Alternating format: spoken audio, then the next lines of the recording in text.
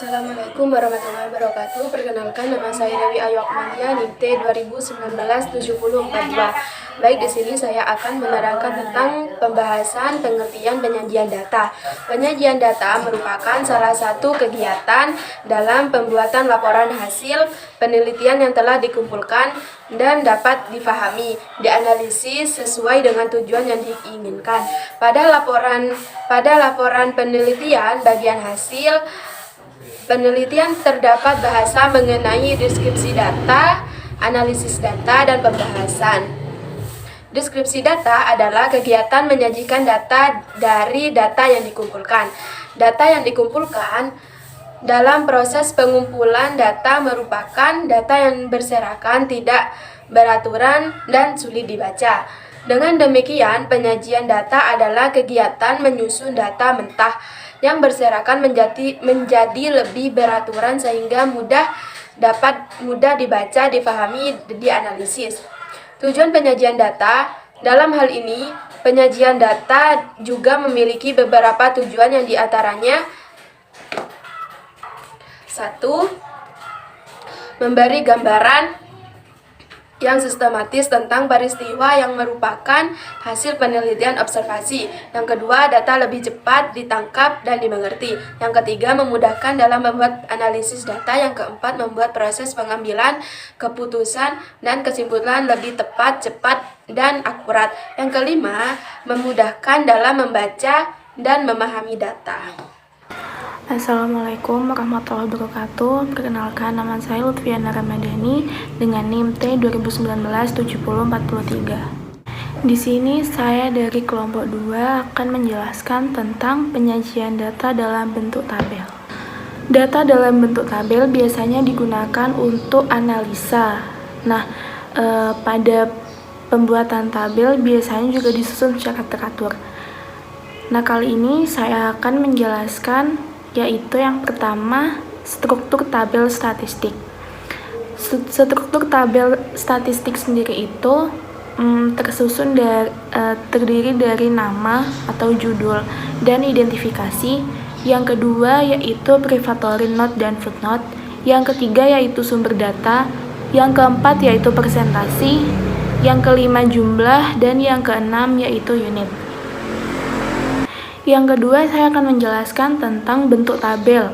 Bentuk tabel sendiri secara horizontal yaitu lebarnya kompartimen tabel dan hal tersebut ditentukan oleh pos-pos keterangan yang terpanjang. Yang kedua yaitu lebarnya tiap kolom dan hal tersebut ditentukan oleh jumlah angka yang terbesar. Yang ketiga yaitu cara mengatur spasi kata-kata. Yang keempat yaitu cara mengatur tepi. Selanjutnya yaitu yang secara vertikal. Yang pertama yaitu ruang yang dibutuhkan bagi nama, catatan pendahuluan, catatan yang terdapat di bawah tabel, dan sumber data.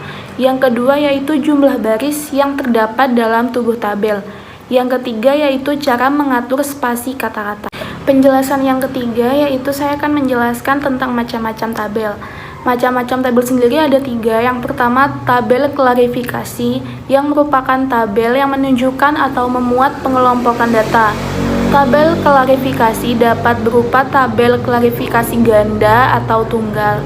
Contohnya di sebelah sini. Macam-macam tabel yang selanjutnya yaitu tabel kontingensi atau badan tabel yang terdiri atas beberapa sel sesuai dengan perinciannya. Biasanya merupakan daftar dengan klarifikasi 2 jika pada judul baris ada B baris dan pada judul kolom ada K kolom, maka diperoleh daftar kontingensi berukuran B kali K. Contohnya juga ada di sebelah sini. Macam-macam tabel yang terakhir yaitu tabel distribusi frekuensi, yang merupakan sebuah tabel yang berisi nilai-nilai data dengan nilai-nilai tersebut dikelompokkan ke dalam interval kelas. Dan tiap kelasnya masing-masing itu mempunyai bilangan frekuensi dalam bentuk persentase. Contohnya di sebelah sini. Assalamualaikum warahmatullahi wabarakatuh. Di sini saya Elvara Nabila Silmi dengan NIM T 2019-7044 dengan nomor absen 4. Di sini saya sebagai pemateri terakhir akan menjelaskan mengenai penyajian data dalam bentuk grafik atau diagram. Baik, di sini saya selanjutnya akan menjelaskan mengenai penyajian data dalam bentuk grafik atau diagram. Cara lain dalam menyajikan data agar gambarannya terlihat lebih jelas umumnya biasanya digunakan dengan menggunakan diagram. Diagram ini bisa terdiri dari diagram lingkaran, diagram garis, diagram batang, maupun diagram lambang. Di sini yang pertama saya akan bahas yakni mengenai diagram batang. Diagram batang sangat cocok untuk menyajikan data yang berbentuk kategori atau atribut.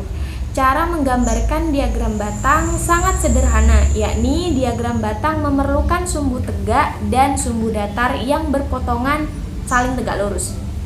Sumbu tegak dan sumbu datar terbagi menjadi beberapa skala bagian yang sama. Setelah membuat kedua buah sumbu, maka titik-titik pembagian sumbu datar dibuat garis tegak lurus, lalu diperlebar atau diberi warna.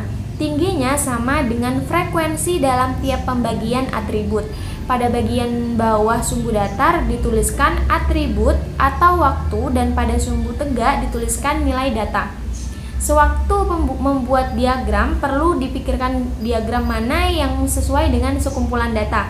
Jika kumpulan data itu mengenai hasil observasi kualitatif, maka diagram batanglah yang lebih baik. Dan yang kedua yakni mengenai diagram garis. Diagram garis biasanya digunakan untuk menggambarkan suatu data berkelanjutan dalam kurun waktu tertentu. Misalnya, tentang produksi dari tahun ke tahun, nilai ekspor suatu jenis barang dari tahun ke tahun, ataupun sebagainya. Diagram garis juga digunakan untuk mengetahui perubahan yang seolah-olah berkelanjutan selama jangka waktu tertentu. Diagram ini juga digunakan untuk mengetahui bagaimana sifat perubahan data dari waktu ke waktu. Apakah perubahan itu suatu peningkatan yang sangat tinggi atau menggambarkan penurunan yang cukup menyolok. Langkah-langkah dalam membuat diagram garis dijelaskan sebagai berikut. Yang pertama, buatlah sumbu, yaitu sumbu datar dan sumbu tegak. Pada sumbu datar biasanya menunjukkan waktu, sedangkan sumbu tegak menunjukkan frekuensi. Pembagian skala pada setiap sumbu tidak selalu mengambil skala yang sama. Yang kedua, sesuaikan data pada masing-masing sumbu. Artinya, data tahun pada sumbu datar ditarik lurus ke samping kanan sehingga memotong pada satu titik. Yang ketiga, jika semua data sudah disesuaikan masing-masing sumbu, maka akan terdapat sekumpulan titik-titik. Yang keempat, hubungkan titik-titik itu sehingga terbentuk garis. Dan yang terakhir, yakni di bagian tengah bawah diagram diberi nomor agar mudah dalam pencarian diagram. Biasanya nomor itu meliputi bab berapa materi itu sedang dibahas dan nomor diagram. Lalu di bawahnya disertai penjelasan yang lainnya. Yang ketiga di sini yakni diagram lingkaran. Diagram lingkaran biasanya digunakan untuk menyatakan perbandingan jika data itu terdiri dari beberapa kelompok. Terdapat banyak model diagram lingkaran, salah satunya diagram kue yang merupakan diagram lingkaran berbentuk 3 dimensi dan setiap juring menunjukkan persentase kelompok. Diagram kue adalah tipe yang cantik untuk membandingkan bagian-bagian secara keseluruhan. Barangkali penyajian data yang paling rumit adalah dalam bentuk diagram lingkaran. Hal ini disebabkan karena kita mesti menentukan porsi frekuensi dalam sebuah lingkaran yang mesti menggunakan busur derajat dengan cara sebagai berikut. Pertama, ubahlah nilai data absolut ke dalam bentuk persentase untuk masing-masing kategori. Yang kedua, ubahlah nilai data dalam bentuk persentase ke dalam satuan derajat untuk masing-masing kategori. Yang ketiga, gambar lingkaran utuh dan lalu tarik garis sembarang dari titik tengah lingkaran menuju ke garis lingkaran mana saja. Yang keempat, masukkan kategori-kategori lainnya ke dalam lingkaran yang sesuai dengan arah jarum jam. Yang kelima, setiap kategori di dalam lingkaran diberikan warna yang berbeda. Yang keenam, yang terakhir, setiap kategori di dalam lingkaran hendaknya diberikan identitas. Diagram selanjutnya yakni diagram lambang. Diagram lambang ini biasanya digunakan dalam menyajikan data kasar sesuatu hal atau sebagai alat visual bagi orang awam. Setiap satuan yang disajikan lambang disesuaikan dengan jenis datanya. Misalnya, data jumlah dibuatkan gambar orang, Satu gambar orang menyatakan sekian jiwa tergantung kebutuhannya. Kelemahannya ialah jika data yang dilaporkan tidak penuh atau bulat, maka lambangnya pun menjadi tidak utuh. Langkah-langkah dalam membuat diagram lambang dapat dijelaskan secara ringkas sebagai berikut. Yang pertama, kita buat 3 buah kolom dengan ketentuan sebagai berikut, yakni yang A, kolom pertama berisi nama-nama kategori, kolom kedua berisi lambang yang digunakan, dan kolom yang ketiga berisi frekuensinya. Yang kedua, di bawah diagram diberi catatan berupa lambang atau gambarkan yang mewakili sejumlah objek tertentu. Bilangan yang dipakai untuk lambang ini jangan terlalu besar dan sebaliknya. Yang ketiga, tulis nama kategori pertama dan gambarkan lambangnya pada kolom lambang serta tuliskan banyaknya data pada kolom frekuensi. Yang terakhir yakni banyaknya lambang yang digambarkan tidak sama dengan banyaknya yang ada, tetapi kalau dikalikan dengan bilangan yang mewakili lambang tersebut sama dengan frekuensinya. Dengan demikian, mungkin ada lambang yang digambarkan secara tidak utuh. Diagram yang terakhir yakni diagram pencar, di mana diagram pencar ini biasanya digunakan dalam menyajikan data yang terdiri atas 2 variabel. Diagram ini dibuat dalam sistem koordinat. Diagram pencar ini berfungsi pula untuk menentukan apakah suatu data itu linier. Diagram ini digunakan untuk mendukung hubungan logis antara 2 variabel. Grafik ini disebut diagram pencar atau ada juga yang menyebutnya diagram tebaran yang menunjukkan titik-titik tertentu.